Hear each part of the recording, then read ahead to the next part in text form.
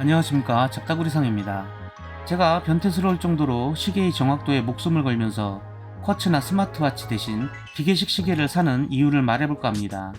외국 영화 같은 거 보면 주인공이 할아버지나 아버지에게 물려받은 시계나 자동차, 어머니나 할머니에게 받은 오래된 기계식 미싱, 이런 걸 소중히 여기는 걸 간간히 볼 수 있는데요.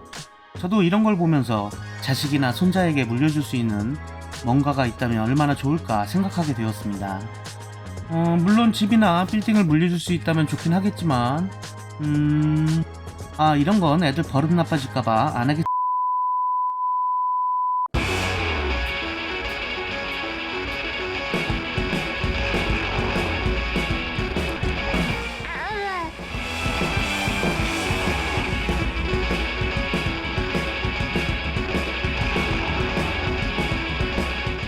이런 양놈들 문화가 우리나라에서는 요즘이나 선진국 되고 좀 잘 살게 되면서 가능해졌지.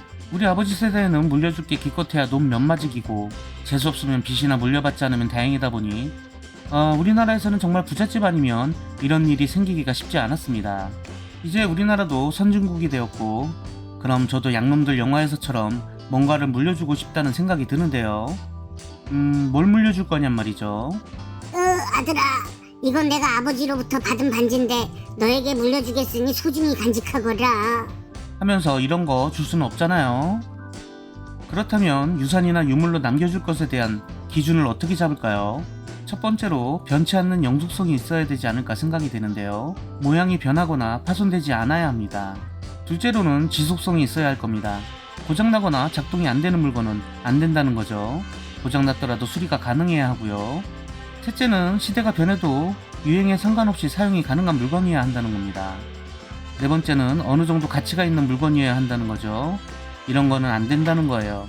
그래도 좀 가격이 나가는 물건이어야 한다는 거죠. 애미야, 이건 내가 쓰던 김치 냉장고인데 너에게 줄 테니 부디 소중히 잘 쓰거라. 막 이러면서 오래돼 고장나서 덜덜거리고 전기세 많이 나오고 김치국물 덕지덕지 묻은 이런 전자제품을 과연 며느리는 좋아할까요? 평소에 애미야, 국이 짜다. 이래놓고서 요따구로 하면 바로 지게 짊어지고 고려장 하러 가는 겁니다. 근데 만약 애미야, 이거 내가 내 어머니한테 받은 건데 이거 너 해라. 이러면서 5캐럿짜리 다이아몬드 반지 딱 내놓으면 바로 최고급 실버타운에 입성하는 겁니다. 이런 보석류는 아까 말한 영속성, 지속성, 사용 가능성에 가치까지 두루 만족하는 물건이니까요. 그렇다면 시계는 어떨까요? 시계는 그 자체로 시간을 상징하는데 나와 내 후손의 시간을 이어간다는 의미를 굳이 갖다 붙일 수 있는 데다가 크기도 크지 않아서 물려주기 딱 좋은 아이템입니다.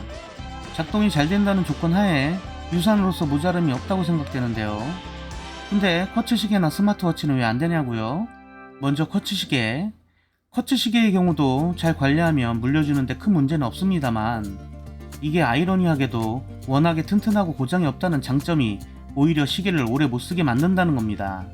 뭐 신경 쓰지 않아도 잘 가고 고장도 없다 보니 그만큼 시계의 상태에 큰 관심을 쓰지 않게 되고 유지보수에 소홀하게 되다 보니 나중에는 방치에 가까운 대접을 받게 됩니다. 기계식 시계는 방치해 놓더라도 분해해서 세척하고 기름칠하면 다시 살릴 수 있는데 배터리가 들어간 쿼츠의 경우는 조금 다른 문제가 생깁니다. 여러분도 생활하시다 보면 어렵지 않게 볼 수 있는 것 중 하나가 건전지가 들어간 제품이 오래되면 건전지에서 나온 누액으로 단자가 삭아버린 것을 볼 수 있다는 건데요. 쿼츠 시계의 가장 치명적인 문제가 바로 이것입니다.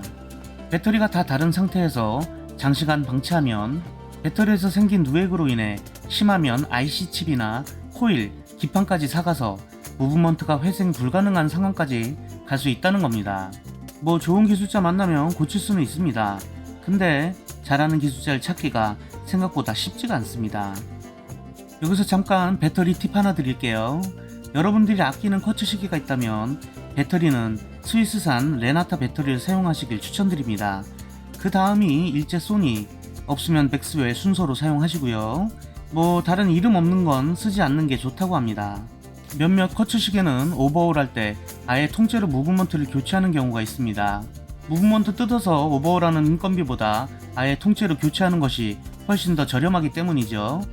이런 경우 몇 년마다 무브먼트를 통째로 교환해서 결국 껍데기에만 유산으로서 의미가 남아있는 이런 것들이 큰 의미가 있을까요? 스마트워치도 마찬가지로 오래되면 소프트웨어가 더 이상 앱을 지원해주지 않거나 하드웨어 문제로 결국 못 쓰게 되는데요. 그냥 쓰레기 되는 거예요. 스마트워치 쓰시는 분들에겐 조금 죄송한 얘기지만 스마트워치는 그냥 백색 가전 같은 전자제품으로 보는 것이 타당하지 유산으로서 대를 물려 쓰는 것으로는 별로라고 생각합니다. 그리고 유산으로서 또 하나 중요한 게 있죠. 얼마만큼의 가치가 있는 물건이냐, 즉 돈의 문제도 같이 결부가 된다는 겁니다. 몇만원짜리 커츠 시계나 몇십만원짜리 스마트워치보다는 그래도 몇백만원짜리 기계식 시계가 아무래도 물려줄 때 좀 더 뿌듯할 거란 얘기죠. 까놓고 말해서 이런 거 물려주면 애새끼들이 이거 고맙습니다 하겠냐고요. 커츠 시계의 경우 대를 물려줄 만큼 가치가 높은 물건이 많지 않은 것이 사실입니다. 여성용의 경우라면 몰라도 남성용 커츠 시계의 경우 물려줄 만큼의 가치가 있는 커츠 시계가 드물기 때문이죠. 이거 보고 또 꼬투리 잡고 악플다는 사람들이 분명히 있을 겁니다. 왜 커츠 시계가 값어치가 없냐? 난 싸구려라도 부모님이 물려준 소중한 거면 차고 다닐 건데 뭐 돈이 그렇게 중요하냐 이 물질 만능주의 새끼야. 이러면서 악플을 달겠죠. 솔직히 유명 유튜버처럼 몇백, 몇천 버는 것도 아니고 고작 한 달에 5만원 버는데 인건비커녕 전기세도 안 나오는데 악플에 욕까지 먹으면 얼마나 기분이 좋겠습니까. 이런 분들은 그냥 그렇게 하세요. 안 말립니다. 욕이라던가 악플은 제 수익이 한 달에 1억 찍으면 마음껏 받아들이. 어휴 1억 우리구리. 어쨌든 이런 유산으로서의 의미도 있지만 제가 기계식 시계를 좋아하는 진짜 이유가 있는데요. 발랑발랑거리는 밸런스 휠의 움직임을 보고 있노라면 마치 사람 심장이 뛰는 것 같아서 기분이가 막 좋아집니다. 기어와 기어가 맞물려 돌아가는 그 모습도 너무너무 좋고요.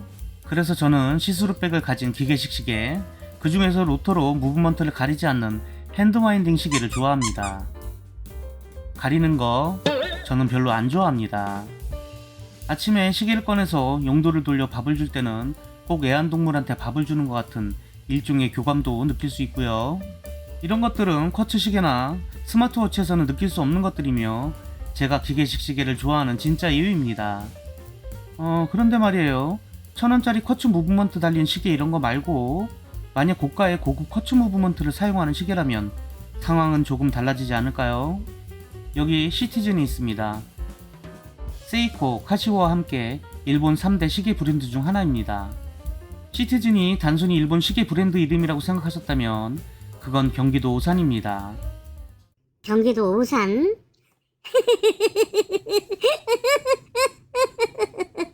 전 세계 일제 쿼츠 무브먼트의 80%를 차지하고 있는 그 유명한 미오타라는 무브먼트 회사를 자회사로 가지고 있으며 미국 시계 브랜드인 브로바와 영국 하이엔드 시계 브랜드인 아놀드 앤 선, 스위스 시계 프레드릭 콘스탄트와 알피나 등을 인수한 생각보다 엄청난 시계 그룹입니다.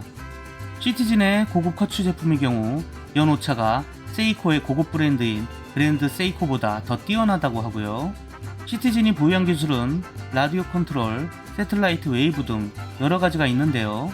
그 중에서 빛 에너지를 전기 에너지로 변화하여 움직이는 에코 드라이브 기술은 같은 기술인 세이코의 솔라, 카시오의 터프 솔라보다 월등히 높다고 합니다. 일본 내 홈페이지로 들어가 보면 시티즌이란 그룹 내의 브랜드를 볼 수가 있습니다. 이 중에서 시티즌 시계로 들어가면 또다시 여러 개의 서브 브랜드로 구성되어 있고요. 이 중에서 더 시티즌이란 최상위 제품군을 보면 1년간 무려 플러스 마이너스 1초 내의 오차를 보여주는 초고정밀 에코드라이브 모델이 있습니다. 바로 칼리버 0100을 사용한 시계들인데요. 쿼츠 시계로는 드물게 시스루백을 가지고 있는 모델이 있습니다. 기계식 시계처럼 움직임이 보이지는 않지만 나름 멋진 무브가 신선합니다. 무슨 미래적인 공상과학 모시기 장치를 보는 것 같아요. 아무리 쿼츠라지만 1년에 플러스 마이너스 1초의 오차라니 이건 시티즌의 엄청난 기술력을 보여주는 제품이라고 볼 수 있지 않을 수가 없지 아니하지 않을 수가 없지 아니야. 이 정도면 대를 물려줄만 하지 않을까요? 근데 일본 시티즌 홈페이지를 보다가 조금 관심이 생긴 시계가 있습니다. 바로 에코드라이브 1이라는 라인업인데요. 월 플러스 마이너스 15초의 정밀도로 더 시티즌만큼 정확하지는 않지만 책의 채박에 1mm 광발전 에코 드라이브 무브먼트인 칼리버 8845를 사용하여 모델에 따라 케이스 두께 2.98mm부터 4.5mm를 실현해냈습니다. 요즘 파텍 필립 칼라트라바를 착용하면서 얇은 시계가 주는 절대적인 착용감에 빠져버린 잡다구리 상에는 너무 궁금합니다. 보세요. 이 모델은 4.5mm 모델인데 시계보다 버클 쪽이 더 두껍습니다. 와, 두께 4.5mm면 얼마나 착용감이 좋을까요? 사이즈도 36.6mm로 괜찮고 케이스 뒷면을 손목에 맞는 모양으로 만들어 놓은 걸로 봐서 이거 찐 착용감 대박일 거라는 예상이 가능합니다. 가격도 이 정도면 커츠치고는 좀 비싸긴 하지만 이 정도의 상품성이라면 한번 도전해볼 용기가 생기는데요. 국내에서는 갤러리 어클락에서 수입하긴 하는데 고급 라인인 더 시티즌이나 에코드라이브 1 같은 제품군은 보이지 않습니다. 더군다나 이 모델은 일본 내수 모델이에요. 아무래도 직접 일본에 가야 구매가 가능할 것 같습니다. 아, 또 시계 사면 마님한테 버림받을 것 같은데. 아무래도 일본 가려면 일본어 공부 좀 더 열심히 해야 되겠지?